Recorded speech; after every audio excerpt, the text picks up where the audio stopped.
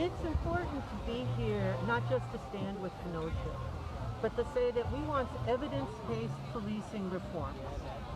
We want 8 can't wait. We want a police who serve and protect, who do not occupy and kill. And we want a police who will treat everyone the same way. When people saw that young man with the long arms walking past 3 police cars as they were racing to the gunshots and didn't touch him, that was the reality of the corruption that we live with. And it was made real for everyone. So today is the day that we take our step into the 21st century and we move towards Martin Luther King's dream. So other than being here, what can people do?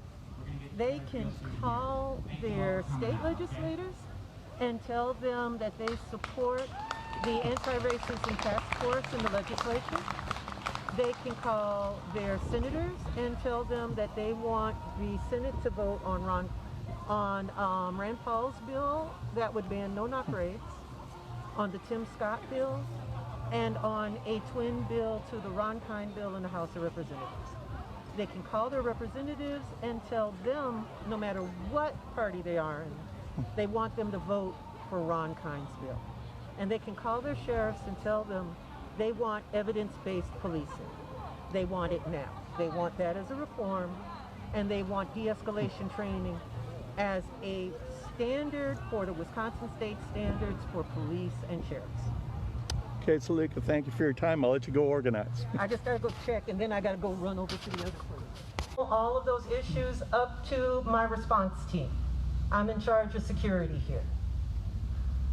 Eau Claire Police stands with us. The city of Eau Claire stands with us. The state of Wisconsin stands with us. The nation stands with us. One Eau Claire! One Eau Claire!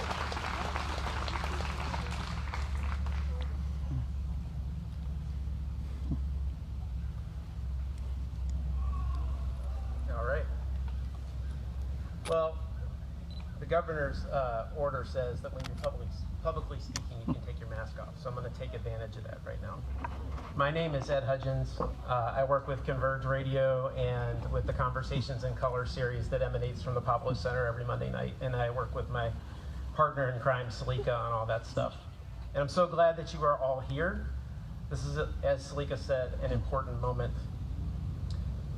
6 days ago, Jacob Blake was shot 7 times by a Kenosha police officer in front of his kids.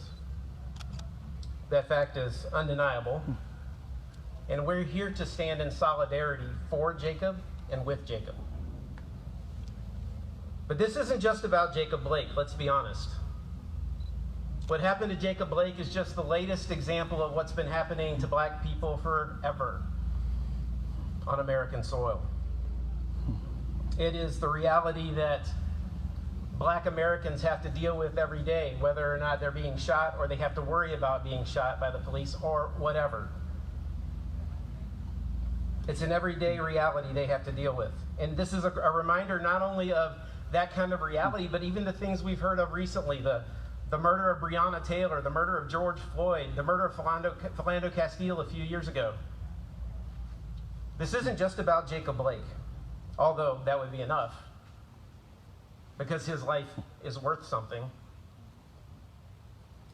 As a dad whose kids just watched him get shot in the back by the police, his life means something.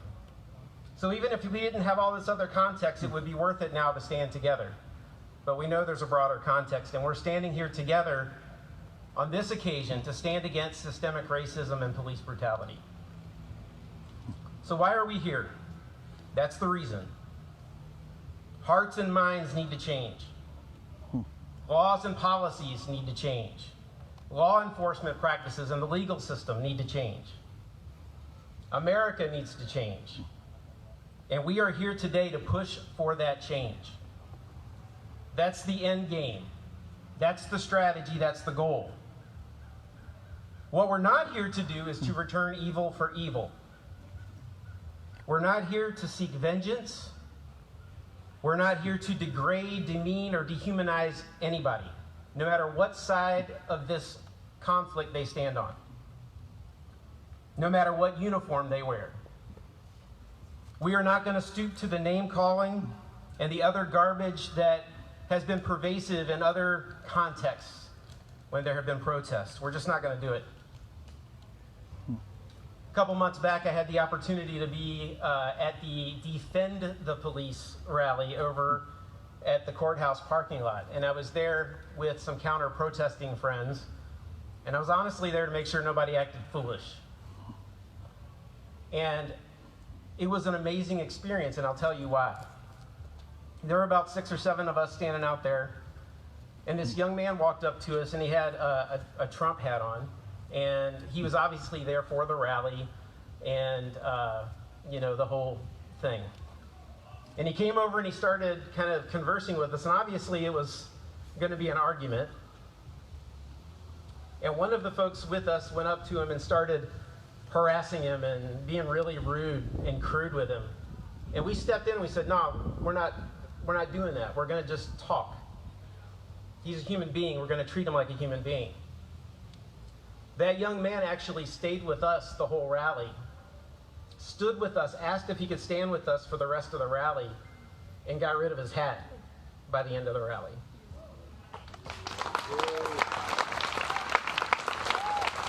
The reason I share that with you is that that's how we're going to get real change. That's how we're going to change hearts and minds. It's not going to be by stooping down to the level of others. It's not going to be by returning evil for evil.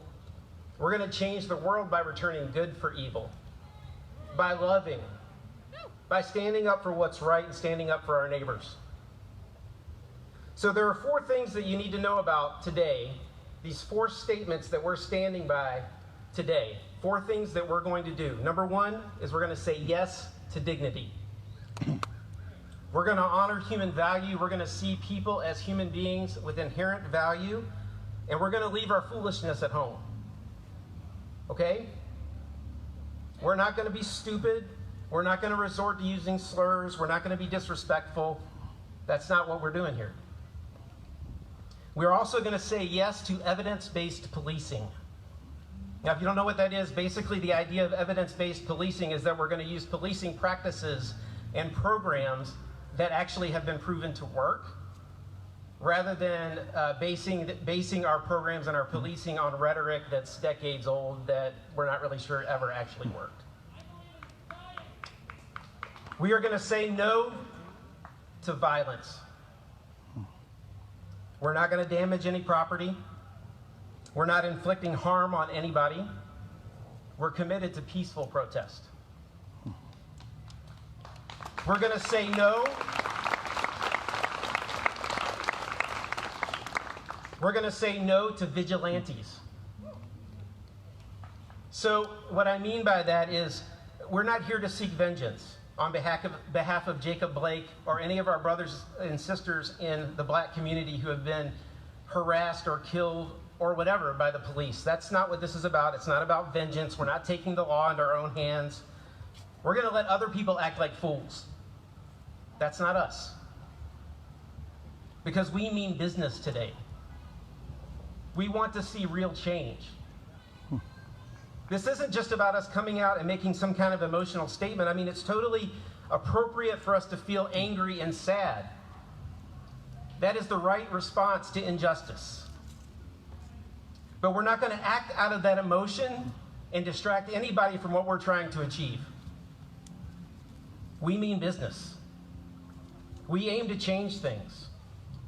And we don't want any distractions. And we don't want to give fuel to the narrative that those who oppose us have bought into. We are going to be steady, dignified, resolute, and fearless today. And we are going to fight for justice, and we're going to fight for equality, and we're going to fight for peace, real peace. Thank you. And this issue still continues today, when last year in May of 2020, there was a LCO man, my uncle, was shot at. And it wasn't until there was public outcry this man was arrested. And as an Indigenous person with interacting with the police, it's a very difficult thing to do when it's hard to look past the fact that they see us as something we're not. When we have these narratives about Indigenous people that oftentimes aren't true. We talk about how natives were these savages when white people brought scalping to the United States. And it wasn't until white people came to the United States they had scalping. But your history books won't teach you that. And they won't teach you about a lot of things that have been done to us. They only teach us about when we react, which is a lot of times we talk about how these riots and how riots are bad, but you don't ever talk about the actions that led up to the riots. So how can we be mad at something when we're not telling the whole story? And when I see my fellow Black brothers and sisters being harmed by the police, it breaks my heart. I grew up in Minneapolis, South Minneapolis to be exact. I've seen what the police can do when they're given the freedom of power to do whatever they please. I've seen the harm they've done to Indigenous women when no one stops them. And we think that this is just a couple of bad cops, but the system was created so that cops can do this and so that we can be harmed. Policing and the system that America is funded on is literally to harm us. The system was created to put white people on top and harm brown people, brown and Black people. The system of education is this, we talk about it as like it's this is one little thing. The entire system is flawed. The entire system is destroying America because this whole system was created on slavery and genocide. You can't reform oppression, you can only destroy it. And so I'd finally like to recognize the land that we stand on and that we honor the land of Indigenous people. We honor the land of the Anishinaabe and the Dakota people. We honor the Indigenous people who have lost their lives due to colonial violence and genocide by the American government. I yield. The Eau Claire Justice League, organizing with Salika and Sunset here. The Eau Claire Justice League came together after the death of George Floyd, and like all of you here, I was participating in these rallies, these marches, and I was thinking to myself, how can I apply? How can I put myself into action?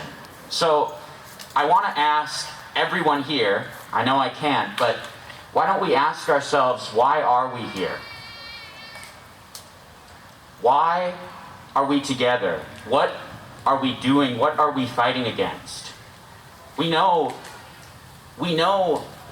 why we're here for Jacob Blake, for George Floyd, for Breonna Taylor, for Eric Garner, for every single Black, brown, marginalized individual who's been murdered, who's been shot, who's been harassed, discriminated against, or attacked. But what are we doing? What are we doing to change things?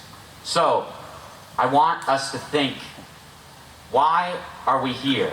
If we're peaceful, what are we using our peace for? How are we using our peace instead of going back to sleep and pretending that nothing can be changed, nothing can be reformed, and nothing can be fixed?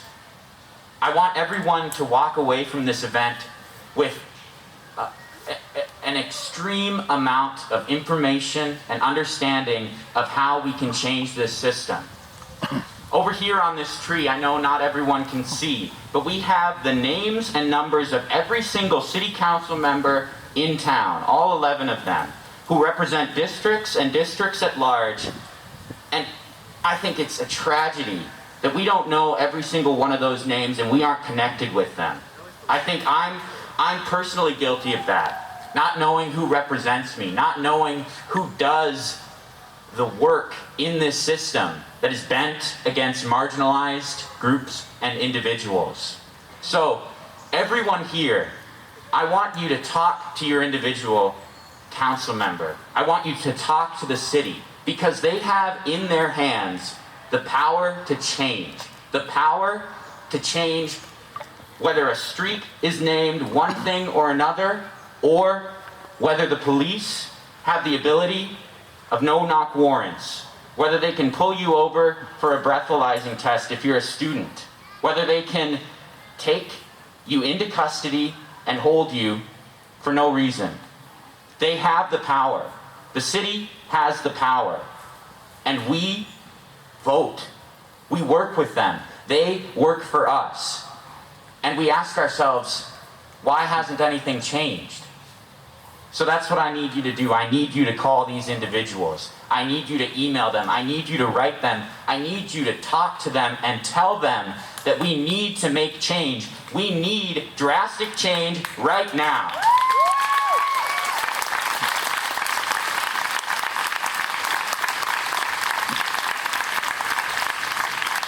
In June, the City Council got together with the City Manager, Dale Peters, and they talked about a transformative policing task force, a regional group that would change things, that would take into consideration police force, police use of force, police discrimination, racial justice, and really everything that has come after the death of George Floyd.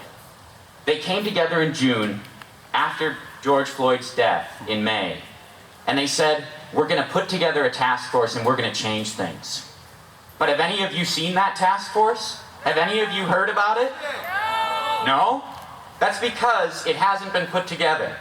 It keeps getting pushed back. They keep kicking the ball, pushing it along, waiting until somebody actually comes along to say, this needs to come together. We need to strip down everything about policing that we know, take what works, build it back up, and add in community, add in social welfare, add in social justice, and put together a group that can fix this problem. In war zones. So policy 303.6 states that gas may be used to control crowds and to disperse crowds. It goes on a little bit more, but there's very little restriction. So if the police decided that they wanted to disperse this crowd, they have everything within their policy. They are completely okay and authorized to do so, to launch tear gas into this crowd. So I want to talk about tear gas. Why do we need it? Why do the police need it in their arsenal? We've seen what happens. We've seen what happens across the country. People brought to their knees because police are afraid. They're afraid of a movement. They're afraid of people coming together, and they launch tear gas into our streets, and they abuse and they attack the demonstrators. Whether or not it's a lawful or an unlawful protest, the police are declaring that. They're declaring whether you can assemble, whether you can protest, and whether you can be where you stand. But we can't ask anymore. We have to come together and attack this policy and attack these notions that we can't come together and criticize the police and criticize the sheriff and criticize law enforcement in general. So I'll wrap back to that policy. I'm asking that the Eau Claire Police Department ban tear gas in this city, and the Eau Claire Justice League is working on that. Thank you. Tear gas is illegal to use in warfare by the Geneva Convention 1925. It causes miscarriage and fetal harm to pregnant women who might not even know it, who might be marching in their streets for their fellow men, women, and everyone else. They come together to march in the streets, and they might have a miscarriage because of it, because tear gas goes into their system. This is not okay for our US military to use, so why is it okay for our police department? Why do we have CS gas, tear gas, in the building that we're about to march to, the county building? Why do we have that? Why do we need it? Why is that okay? Why is it okay to come together and unleash a chemical weapon? It's not. And that's my promise. I'm fighting against that with the Eau Claire Justice League. We need your support. We need you to talk to your city council members. We need you to talk to the city manager about more than just tear gas. Because if we have to fight with the city about one little thing, like tear gas, that's not going to fix the problem. But the problem is underlying. It's unconscious bias. That you can ask a police officer, are you racist? And they won't say yes. Even if they are, even if they exhibit discriminatory practices. We cannot sit here and pretend that we have not engaged, every one of us, in bias. Whether it's small or big. Whether it's one little look or glance or thought coming across your head about somebody who does you wrong, a generalization, it's unconscious and it's hidden. And not always.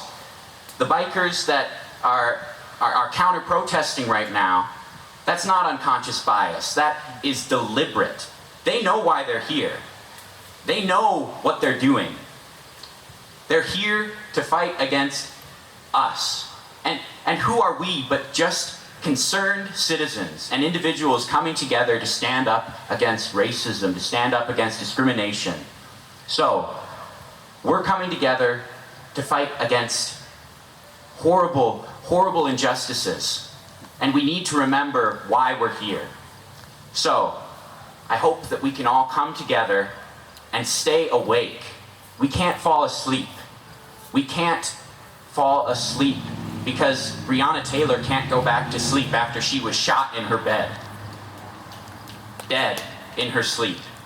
We can't go back to sleep because we cannot stand and go back to our lives, our 9-to-5 jobs, and pretend that there isn't an epidemic in this country. Other than COVID, racism, homophobia, transphobia. We need to come together and demand change. Demand a task force. Demand the end to tear gas in our city. This is not a war zone. This does not have to be. So, we need to use our peace, our peacefulness, and our nonviolence against violence, against chemical weapons, against police brutality, and against racism. We need to come together. Are you with me? Hello everyone, my name is Jackie Fuco, and I would like to address the UWEC administration and especially the Chancellor, James Schmidt. This is the only way I can talk to you because you've been avoiding my emails and you have been ignoring all of us. So when I am talking, I hope to God you are listening. We need change now. When we are coming to you with student-made surveys and we are doing student-led initiatives, let us help you. We are not here to take your job. We are here to amplify our voices to make our community better. A community that you should be fighting for also. When you tell us that the UW system will not allow us to do something, then you should be advocating so we can. You should be fighting for us against administration. You should not be adding on to the system and becoming a part of the machine, a machine that none of us are equipped to fight without your help. We are just college students standing here, trying to make a difference in a world that we inherited. None of our decisions were made for us.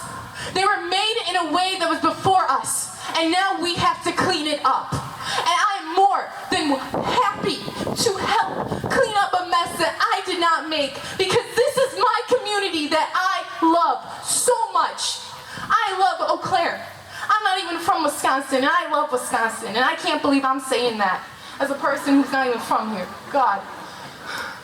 But you need to listen. When we have good suggestions, when we have a coalition against sexism and misogyny at UWEC that was created by students, for students, trying to bend over backwards just to make an intersectional women's space, something that can be utilized by downsizing the UWEC PD, by moving them from the Crest Wellness Center to a smaller space to expand community building and to minimize community policing. We are no longer here asking you to listen, we are demanding it. And if you are out there, I really hope that you come to me after this or even email me after this and that we can continue on this conversation. We can't do this anymore. The status quo is killing us, and it's killing us in an unequal, disproportionate way. We are seeing people of the most marginalized being the most detrimentally affected. When we reopen campus and we have students move back and you tell them to go back, where are the trans students going to go when their families say that they're dead? Where are the families going to go when the only place that I have to live, for example, is here? I'm living off of student loans because my home is a closet where I live. I have no other places to go but here. We need to work together to ensure that we are not making our students homeless, that we are not making our students go home hungry, and that we are putting our health first before the UW system's protocols.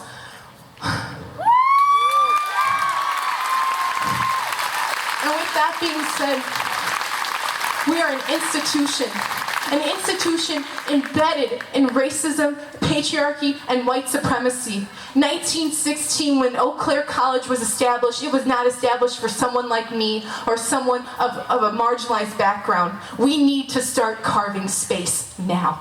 And all I ask is that you listen and that you let students be involved and that you stop making faculty and staff scared by making any type of accountability not there.